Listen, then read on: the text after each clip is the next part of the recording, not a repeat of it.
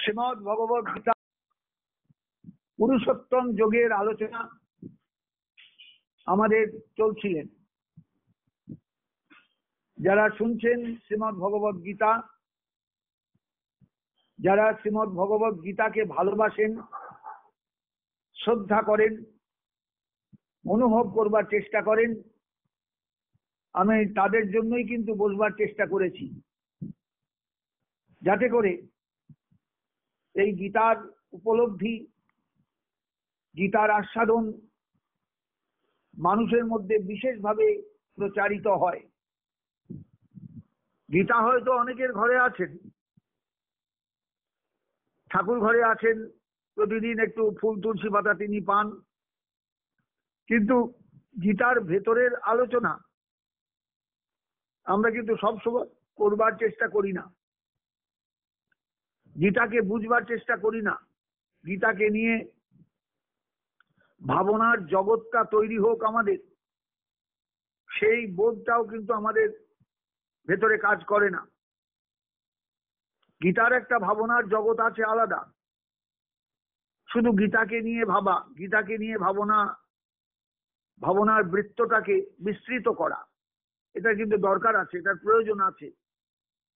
এই জায়গাটা যদি না তৈরি হয়, এই জায়গাটা যদি ঠিক ঠিক আমাদের ভেতরে না আসে, যে গীতাকে নিয়ে আমাদের একটু ভাবতে হবে, গীতাকে নিয়ে আমাদের একটু অনুভব করতে হবে, গভীরভাবে অনুভব করতে হবে।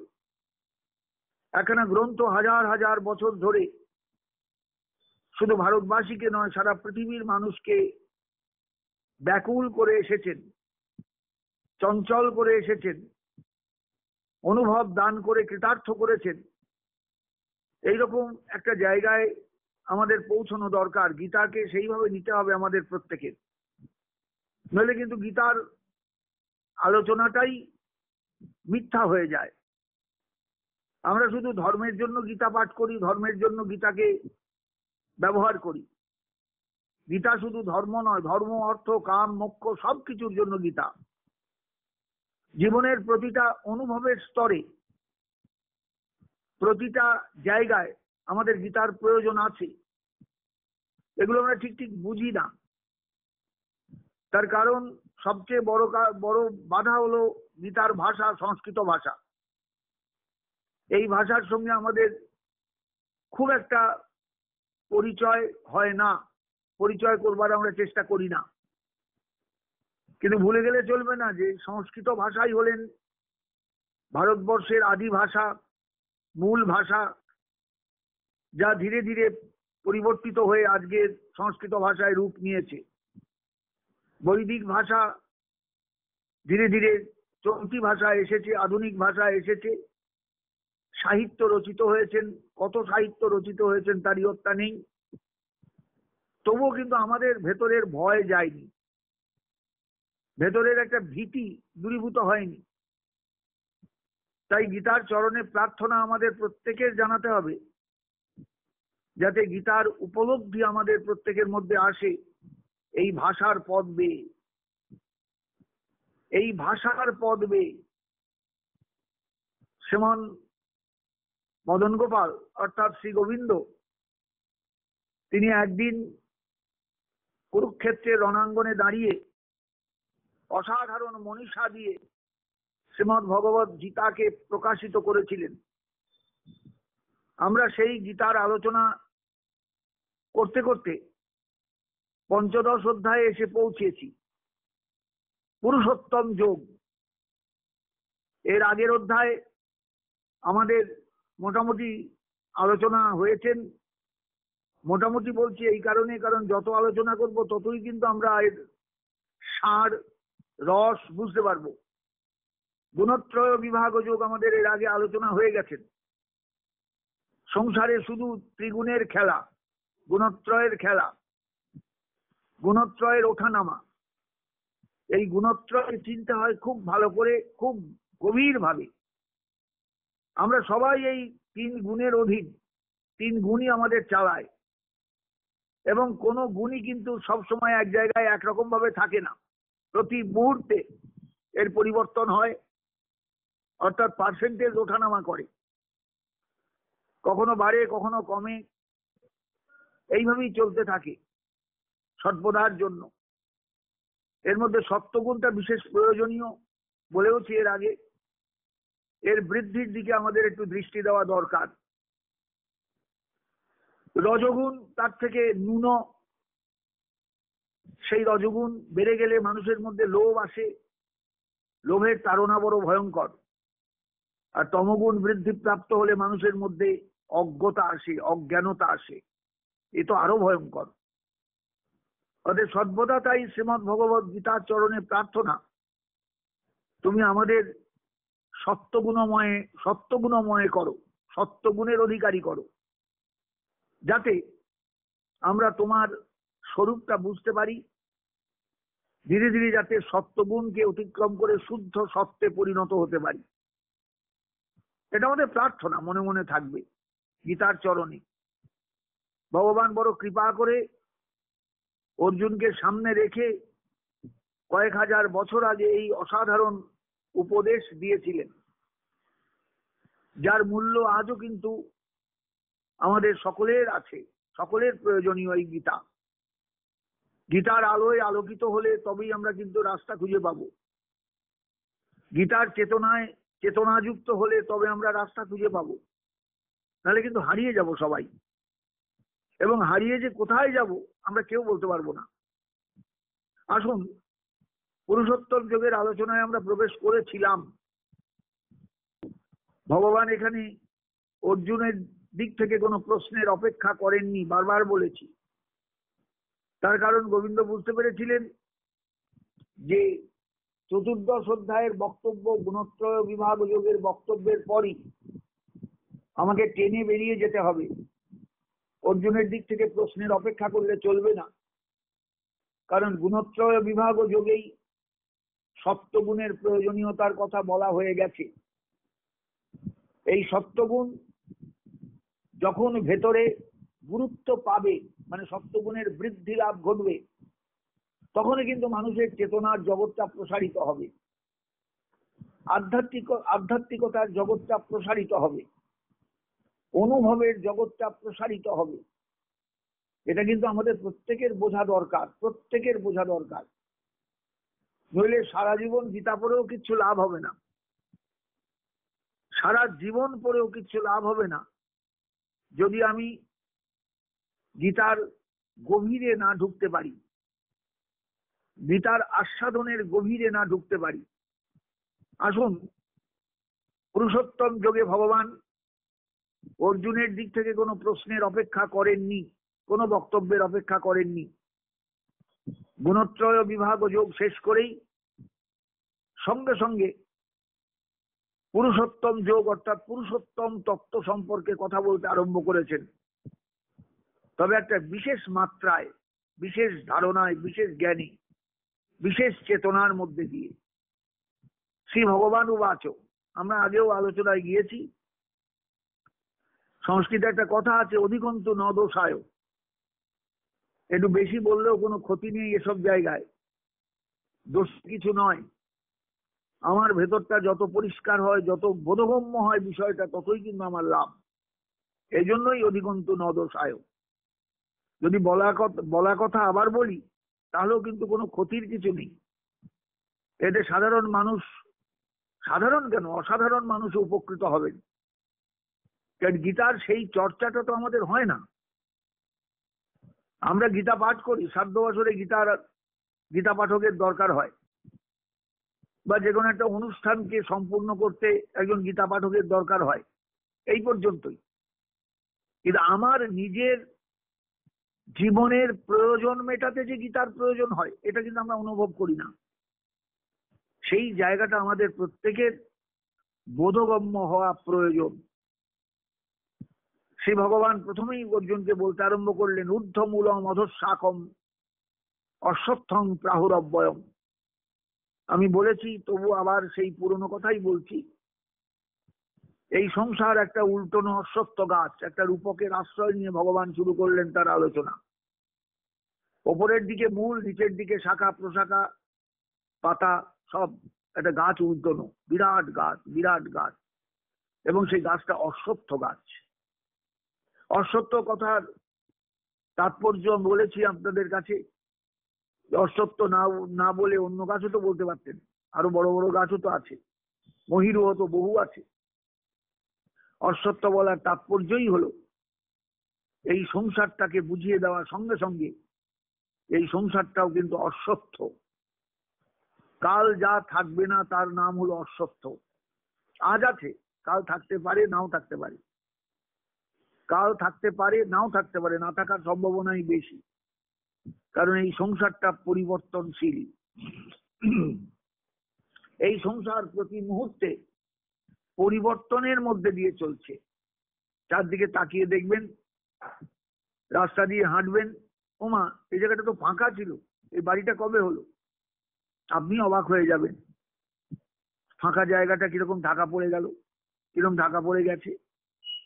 আপনি 2 মিনিট দাঁড়িয়ে পড়বেন, বাড়িটার দিকে তাকাবেন, চিন্তা করবেন এইটুকু ফাঁকা রাখলে কি চলছিল না, দৃষ্টিটা আটকিয়ে গেল, দৃষ্টিটা যদি প্রসারিত হতো ভালো লাগতো তো। এইভাবেই কিন্তু আমাদের দৃষ্টির প্রসারতা বন্ধ হয়ে যাচ্ছে, দৃষ্টি আটকিয়ে যাচ্ছে, ধীরে ধীরে আমরা চারদিক ঢাকা পড়ে যাচ্ছে দেখতে পাচ্ছি। আমাদের কিন্তু সেই দৃষ্টিটা দরকার, সেই চেতনাটা দরকার, তবেই তো আমরা অশ্বত্থ গাছটাকে চিনতে পারবো। জানো অর্জুন, ভগবান এখানে অর্জুনের কোনো প্রশ্নের অপেক্ষা করেননি, খুব ভালো করে দেখবেন, এটারও কিন্তু গুরুত্ব আছে, যে তোমার কি জিজ্ঞাসা বলো তা বলেননি, কিন্তু অর্জুন কোনো প্রশ্নও করেননি। গুণত্রয় বিভাগ যোগ শেষ হয়েছে, ভগবান সঙ্গে সঙ্গে বলতে আরম্ভ করেছেন, ঊর্ধ্বমূলম অধঃশাখম অশ্বত্থং প্রাহুরব্বয়ম। অর্জুন, এই সংসারটা একটা বিরাট বিরাট বিরাট উল্টনো অশ্বত্থ গাছ। ঊর্ধ্বমূলম অধঃশাখম, ওপর দিকে মূল, নিচের দিকে শাখা প্রশাখা, এবং এটা অব্যয় অশ্বত্থ গাছ। প্রাহুর অব্যয়ম, অব্যয় অশ্বত্থ গাছ, এর কোনোদিন পরিবর্তন হয় না, চিরকাল একই রকম আছে, ছিল, থাকবে। ছন্দাংশী যস্য পর্ণানি, এই বৃক্ষের পাতাগুলো হচ্ছে সব বেদমন্ত্র। এই বৃক্ষটাকে চেনাটাই হলো জীবের জীবনে সবচেয়ে প্রয়োজনীয় ব্যাপার। যস্তং বেদ সবেদবিদ, এই বৃক্ষটাকে যিনি চেনেন, চিনতে পারেন, তিনি হলেন প্রকৃত বেদবিদ। আমি বেদ পড়ে হু হু করে মন্ত্র মুখস্থ বলে গেলাম, বেশ কিছু মন্ত্র, তার মানে আমি বেদবিদ হয়ে গেলাম তা কিন্তু নয়। প্রকৃত বেদবিদ তিনি, যিনি এই সংসার রূপ অশ্বত্থ বৃক্ষটাকে প্রতি মুহূর্তে মনে করে চলতে পারেন, যে আমি সেই অশ্বত্থ গাছের ডালে পাতায় বসে আছি, শাখায় প্রশাখায় আমার অবস্থান। এইভাবেই অনাদি অনন্তকাল এই শাখা প্রশাখা নিয়েই ঘুরে বেড়াচ্ছি, শাখা প্রশাখায় ঘুরে বেড়াচ্ছি, আসল মূলটাকে তো কোনোদিন জানতে পারলাম না, আসল জায়গাটা তো কোনোদিন জানতে পারলাম না। ভগবান শুধু বললেন, অর্জুন এই বৃক্ষটাকে, এই অশ্বত্থ বৃক্ষটাকে জানতে হবে। আর অশ্বত্থ নামকরণটাকে ব্যবহার করলেন কেন? শুধু একটা বিশেষ গূঢ়ার্থকে মানুষের কাছে আনবার জন্য। কালকে যা থাকবে না তার নাম অশ্বত্থ। আজ আছে, কালকের কোনো অবস্থান নেই, তুমি হয়তো খুঁজে পাবে না তাকে। অর্থাৎ প্রতিনিয়ত সংসার পাল্টাচ্ছে, প্রতিনিয়ত জগৎটা পরিবর্তিত হচ্ছে, প্রতিনিয়ত আমার চারপাশে মানচিত্র পাল্টিয়ে যাচ্ছে, প্রতিনিয়ত আমি পাল্টিয়ে যাচ্ছি, প্রতিনিয়ত জগৎ পরিবর্তনের মধ্যে দিয়ে যাচ্ছে, সংসারটা পরিবর্তনশীল। অতএব এই সংসারটাকে চেনা, সংসারটাকে জানা, সংসারকে ঠিক ঠিক উপলব্ধি করা, এটা কিন্তু সকলের পক্ষে সম্ভব নয়। বেদবিদ যিনি, তিনি এই সংসারটাকে চিনতে পারবেন, বেদজ্ঞ যিনি, তিনি এই সংসারটাকে জানতে পারবেন, বেদ উপলব্ধি যার আছে তিনি এই সংসারটাকে জানতে পারবেন। সেই বেদবিদ কজনা, বেদের উপলব্ধি আছে এমন ব্যক্তি কজনা আমাদের মধ্যে চারপাশে আছে? আমরা সবাই তো সংসার করি, ভোগ তৃষ্ণার পূর্তি, এই নিয়েই তো আমাদের প্রতি মুহূর্তটা চলে যায়, যে আমি ভোগে থাকবো, সুখে থাকবো, আমার তৃষ্ণা মেটাবো নানা কিছু ভোগ দিয়ে, এইভাবে তো চলছে জগৎ। তাহলে বুঝতে পারছো অর্জুন যে এই সংসার একটা উল্টো অসত্য গাছ। কেন আমি বলেছি এটা একটা রূপকের ব্যবহার। একটা কঠিন বিষয়কে বোঝাতে গিয়ে শাস্ত্রে বহু জায়গায় এরকম রূপকের আশ্রয় নেওয়া হয়েছে বা নেওয়া হয়। উল্টো অশ্বত্থ গাছ, একটা অশ্বত্থ গাছকে উল্টিয়ে রাখা যাবে না, কিন্তু মনে মনে ভাবতে দোষ কি আছে? একটা বিরাট অশ্বত্থ গাছ উল্টোনো আমার সামনে, গাছটা শূন্যে ভাসছে, ডালপালাগুলো সব নিচের দিকে, শিকড়গুলো সব উপরের দিকে। এই শিকড়গুলো কোথায় যে শেষ হয়েছে, কোথায় যে শেষ মানে হতে পারি আমার ধারণা নেই। আর এই ডালপালাগুলোই হলো সংসার, সংসার, সংসার। শুধু আমার নয়, অনন্ত কোটি জীবের সংসার, অনন্ত কোটি জীবনিচয়ের খেলাঘর। আমরা সেই খেলাঘরে বাস করছি,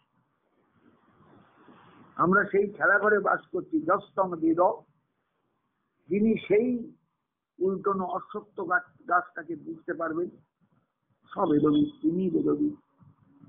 অশ্বত্থ কেন? এই গাছটা আজ আছে, কাল নাও থাকতে পারে, আজ আছে, কাল নাও থাকতে পারে। অনিত্য, অনিত্য, অনিত্য, অনিত্য, অনিত্য। আশা করি আমি এর আগেও বলেছি আপনাদের কাছে, এর আলোচনা করবার সময় এই অধ্যায়ে সেই অনিত্য বৃক্ষটার পরিচয় দিলেন ভগবান অসাধারণ একটা রূপককে আশ্রয় করে।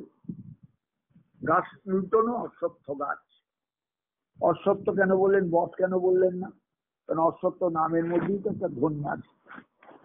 সেই ধ্বনি আর কিচ্ছু বলে না, সে বলে কাল যা থাকবে না তার নাম হলো অশ্বত্থ। আজকে আছে, কালকে নাম থাকতে পারে। এইবার পরের শ্লোকে, 2 নম্বর শ্লোকে, এই অধ্যায়ের পুরুষোত্তম যুগে ভগবান পুরুষোত্তম তত্ত্বের আলোচনায় যাচ্ছেন। পুরুষোত্তম, পুরুষোত্তম, পুরুষোত্তম, অনন্ত জগতের জীব পুরুষ, এই সকলের মধ্যে যিনি শ্রেষ্ঠ, সকলের মধ্যে যিনি সর্বোত্তম, তিনি পুরুষোত্তম, তিনি পুরুষোত্তম। অধস্তম প্রসিতাস্তস্য শাখা গুণ প্রবৃদ্ধা বিষয় প্রবালা অধশ্চ মূলান অনুসন্ততানি কর্মাণি বন্ধিনী কর্মানুবন্ধিনী মনুষ্য লোকে। জানো অর্জুন, এই সংসারে সবাই তো কর্ম করে, সব জীবই কর্ম করে, প্রত্যেকটা জীবই কর্ম মুহূর্তে করে যাচ্ছে, কর্ম বাসনা নিয়ে চলছে।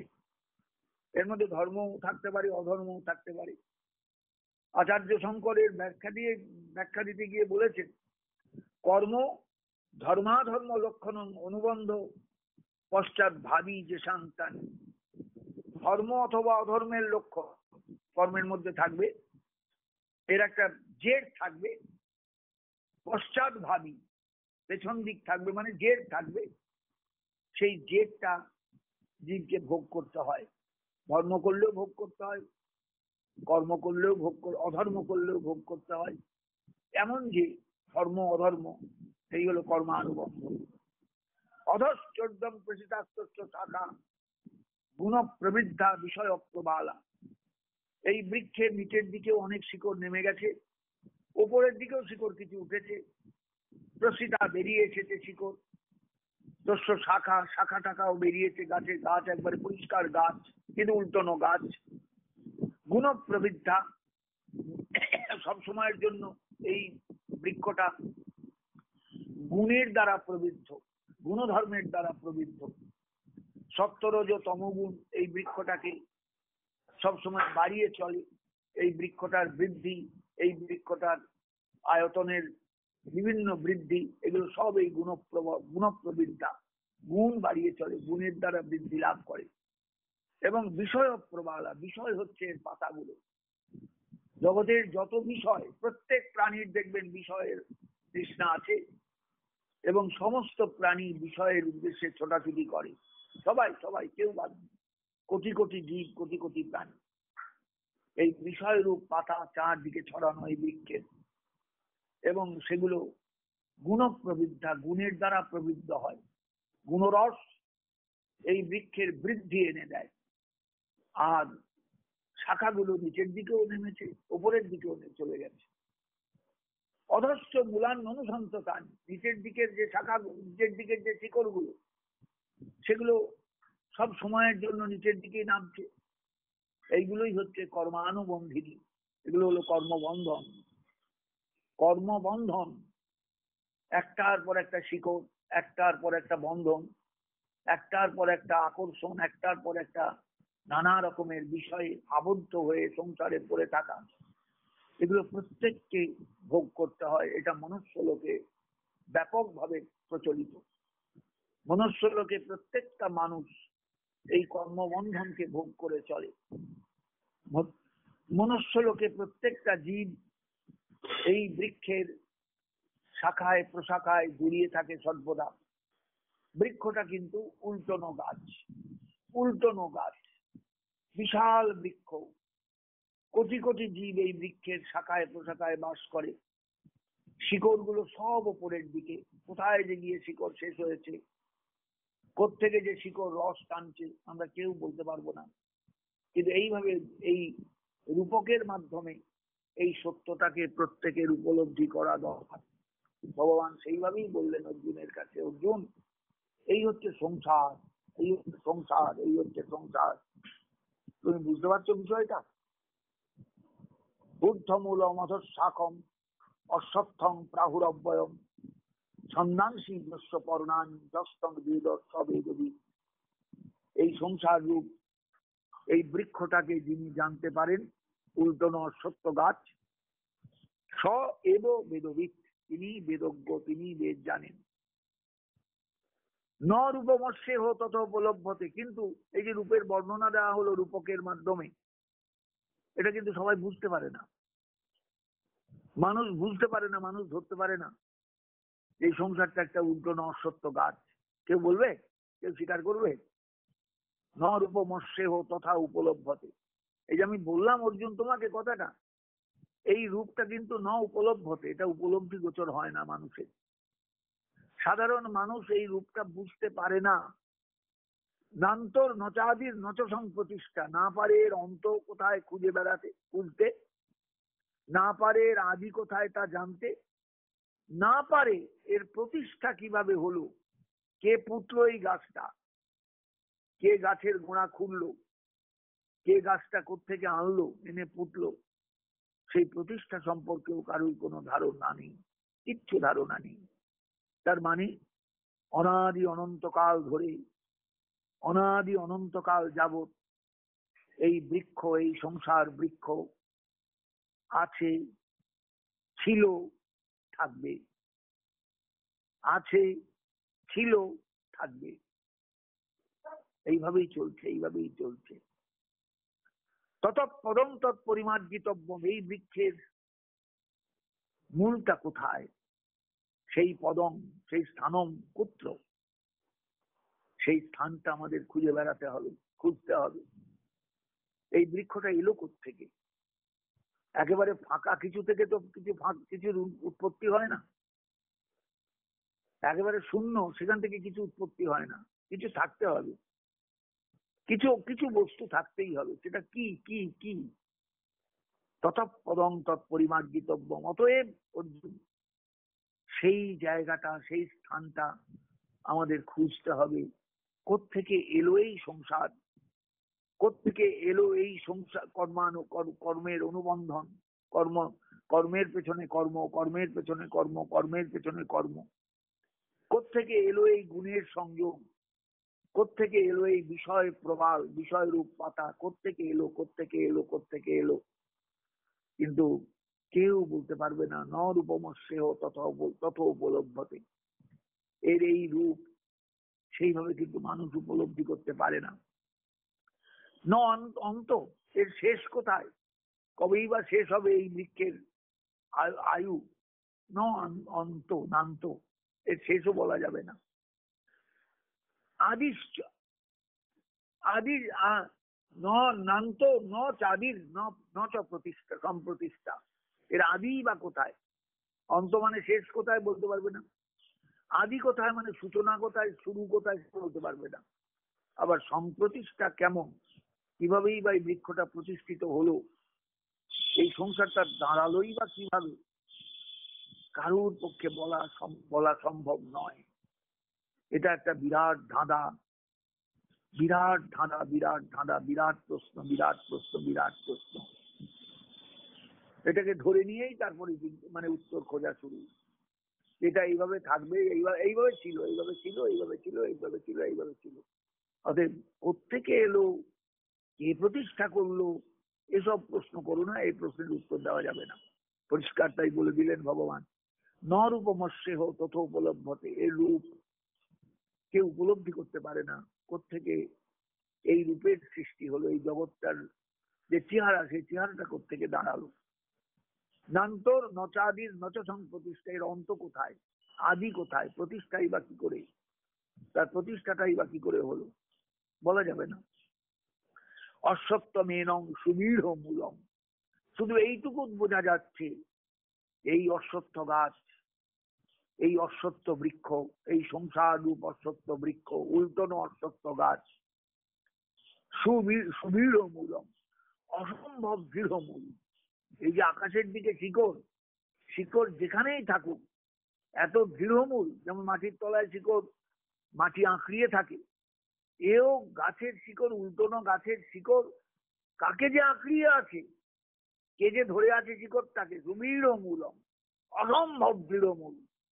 একে কিছুতেই ছিন্ন করা সম্ভব নয়, কিছুতেই সম্ভব নয়। একে যদি ছিন্ন করতে চাও, একটাই রাস্তা, একটাই উপায়, একটাই উপায় অর্জুন, অসঙ্গ শস্ত্রেণ দৃঢ়েণ চিত্তা। একে সঙ্গবিহীন হয়ে, অসঙ্গ শস্ত্র, সঙ্গরহিত, সঙ্গবিহীনতাটাই হলো শস্ত্র, হাতের তরোয়াল। শস্ত্র মানে যা হাতে রেখে যুদ্ধ করে, বর্ষা, তরোয়াল, এগুলো শস্ত্র। আর অস্ত্র যেগুলো ছুঁড়ে মারে। তাহলে পরিষ্কার বলছেন, অশ্বত্থমেনং সুদৃঢ় মূলম অসঙ্গ শস্ত্রেণ দৃঢ়েণ চিত্তা। তোমাকে অসঙ্গ শস্ত্র হাতে নিতে হবে, অর্থাৎ কারুর সঙ্গে এই সংসারের যোগ তোমার থাকবে না, সঙ্গ করতে পারবে না। সঙ্গ করলেই তোমার ভেতরের কালার চেঞ্জ হয়ে যাবে, তোমার চেতনার কালার চেঞ্জ হয়ে যাবে, তোমার বোধের জায়গাটা নষ্ট হয়ে যাবে। ভালো করে চিন্তা করো, ভালো করে চিন্তা করো, ভালো করে চিন্তা করো, তুমি পারবে কিনা। ন রূপমস্যেহ তত উপলব্ধতে, নান্তর নচাদির নচ সম্প্রতিষ্ঠা, অশ্বত্থমেনং সুদৃঢ় মূলম। এই অশ্বত্থ গাছ অসম্ভব দৃঢ় মূল, অসঙ্গ শস্ত্রেণ দৃঢ়েণ চিত্তা। একে যদি ছিঁড়তে হয়, একে যদি সংসার থেকে বিযুক্ত করতে হয়, অশ্বত্থের শিকড়কে, অসঙ্গ শস্ত্র হাতে নিতে হবে, অর্থাৎ সঙ্গবিহীন নতারূপ শস্ত্র। অর্থাৎ শস্ত্রটা কি, হাতের হাতের অস্ত্রটা কি, অস্ত্র নয় শস্ত্রই বলতে হবে। হাতে নিয়ে, যেমন তরোয়াল হাতে নিয়ে যুদ্ধ করতে হয়, তরোয়াল ছুঁড়ে মেরে যুদ্ধ হয় না, তরোয়ালটা হাতেই থাকবে, বর্ষাটা হাতেই থাকবে, ছুঁড়ে মেরে যুদ্ধ হয় না। হাতে নিয়ে যে যুদ্ধ, সেটা হলো শস্ত্র। ওই জন্য বললেন অসঙ্গ শস্ত্রেণ। অসঙ্গ শস্ত্র মানে সঙ্গবিহীনতার রূপ শস্ত্র। কোন বিষয়ের সঙ্গ তুমি করবে না, কোন বিষয়ের সঙ্গ তুমি করতে পারবে না। অসঙ্গ শস্ত্রটাকে হাতে নাও, নিয়ে যুদ্ধে নামো। এই অশ্বত্থ গাছটাকে চেনো, এই অশ্বত্থ গাছটাকে এইবার একদম কাটবার চেষ্টা করো, ছিন্ন করবার চেষ্টা করো, যাতে এই অশ্বত্থ তোমাকে পীড়া না দেয়, অশ্বত্থের ধারণা তোমায় যেন পীড়া না দেয়। কারণ কাল যা থাকবে না তার নাম অশ্বত্থ। কালকে যেটা থাকবে না তাকে তুমি ভালোবাসছো কেন, তাকে তুমি আদর করছো কেন, তাকে তুমি কাছে টানছো কেন, তাকে তুমি বুকে জড়িয়ে ধরছো কেন? তুমি তো জানো এটা কাল থাকবে না। বুঝতে পারছেন ব্যাপারটা? আমি কেন গতকাল ঢুকবো করেও ঢুকতে পারিনি আলোচনার মধ্যে, যে এই আলোচনায় ঢুকে আলোচনাটাকে বিশ্লেষিত করাটা খুব কঠিন, খুব কঠিন। আমি আজকেও সে পারবো না, আমাকে আবার কালকে এই একই কথাই বলতে হবে। কয়েকদিন রিপিটেশন করলে বা রিপিটেশনের মধ্যে দিয়ে চললে যদি আমি শ্রোতার কাছে পৌঁছতে পারি, খুব কঠিন জায়গা। অসঙ্গ শস্ত্রেণ দৃঢ়েন চিত্তা, দৃঢ়ভাবে, অত্যন্ত সুদৃঢ় ভাবে, মানে মানসিকতা নিয়ে। এটা শুধু হাতের দৃঢ়তা নয়, কাটবার জন্য যে হাতের দৃঢ়তা দরকার, তরোয়াল ধরতে হবে তা নয়, মানসিক দৃঢ়তা, সেই দৃঢ়তা নিয়ে অসঙ্গরূপ শস্ত্র হাতে নিয়ে, সঙ্গ নয়, কোনো কিছুর সঙ্গ নয়, কোনো কিছুর সঙ্গ নয়, এইভাবে যিনি এই অশ্বত্থ গাছকে ছাঁটাই করতে পারেন জীবন থেকে, একমাত্র তার পক্ষেই ততপদং তৎপরিমার্জিতব্যম, সেই পদ, সেই স্থান তিনি তখন বুঝতে পারেন। সংসারে এসে সংসারকে ভালোবেসে ঈশ্বরকে ভালোবাসা যায় না, কখনো যায় না, কখনো যাবে না, কখনো সেটা সম্ভব নয়। সংসারে এলাম আর সংসারকেই 16 আনা ভালোবাসলাম, আবার ঈশ্বরকে ভালোবাসতে গেলাম, একদম বাজে বাজে বাজে রাস্তা, বাজে পথ, কোনোদিনই তা হয় না, কোনোদিনই তা হয় না। কারণ আমি সংসারকে ভালোবাসতে, আমি ঈশ্বরকে ভালোবাসতে পারবো না। পরিষ্কার বলছেন তাই, অশ্বত্থমেন সুবীর মূলম অসঙ্গ সত্ত্বেন দৃঢ়েন চিত্তা। এই সংসারটা অশ্বত্থ গাছ, অনিত্য অনিত্য অনিত্য, দৃঢ়মূল, মারাত্মক দৃঢ়মূল। একে ছাঁটাই করা কঠিন, কিন্তু তবুও তাকে ছাঁটাই করতে হবে, শস্ত্র হাতে নিতে হবে, অসঙ্গ শস্ত্র, সঙ্গবিহীনতার রূপ শস্ত্র, এবং দৃঢ়ভাবে এই এই বস্তুকে অর্থাৎ অসত্যকে ছাঁটাই করতে হবে, অসত্যকে কাটতে হবে। বিষয়টা বুঝতে পারছেন? আমি জানি না আপনাদের কাছে বোঝাতে পারলাম কিনা। ন রূপমস্যে হো তত উপলব্ধতে, আমি যা বললাম অর্জুন, এই রূপ কিন্তু চট করে উপলব্ধি করা যায় না, এই কথাগুলোর উপলব্ধি হয় না চট করে। এর আদি নেই, অন্ত নেই, কিচ্ছু নেই, এর প্রতিষ্ঠা বলেও কিছু নেই। এই হলো অশ্বত্থ গাছ। তুমি একে খুঁজে পাবে কোথায়, যে ছাঁটাই করবে তোমার জীবন থেকে? খুঁজবে কোথায়, খুঁজে পাবে কোথায় যে তুমি ছাঁটাই করবে? অতএব সাধু সাবধান, কথাটার মানে বোঝো অর্জুন ভালো করে। এই সংসার অশ্বত্থের মতন, অশ্বত্থ মেয়ে নও। আবার এর অস্তিত্ব না থাকলেও আছে আছে আছে আছে আছে আছে আছে, সুদৃঢ় মূলম, ভয়ঙ্কর তার মূল দৃঢ়, একে কিছুতেই বাদ দেওয়া যাবে না। একে বাদ দিতে গেলে সঙ্গবিহীনতা রূপ শস্ত্রটাকে হাতে সবসময় কার্যকরী রাখতে হবে, তার ধার একটুও ভোতা হলে চলবে না। সব সময় অস্ত্রটাকে সাঙ্গিয়ে রাখতে হবে, যাতে মুহূর্তের মধ্যে সব ছিন্ন করে দিয়ে আমি বেরিয়ে যেতে পারি, আমি বেরিয়ে যেতে পারি, আমি বেরিয়ে যেতে পারি। জানি না আপনাদের কাছে এই কাঠিন্যটুকু সহজ হলো কি না। তারপরেই বলছেন, এইবার তাকে খোঁজো, এইবার তাকে খোঁজো। তুমি বেরিয়ে আসতে পেরেছো বন্ধন থেকে, সংসারে, এইবার তার স্থানটা কোথায়, তিনি কোথায় আছেন, এই সংসারের মধ্যেই তার অবস্থান। ততপদং তৎপরিমার্জিতব্যং, তারপরে তার জায়গাটা তোমায় খুঁজতে হবে, যেখানে গেলে আর ফিরে আসতে হয় না। যত্র গত্বা ন নিবর্তন্তি ভূয়ো ন নিবর্তন্তি, যেখানে গেলে আর ফিরে আসতে হয় না। তমেব চাদ্যং পুরুষং প্রপদ্যে, সেই আদি পুরুষ সেখানেই থাকেন, সেই তত্ত্ব সেখানেই থাকেন, সেখানেই থাকেন।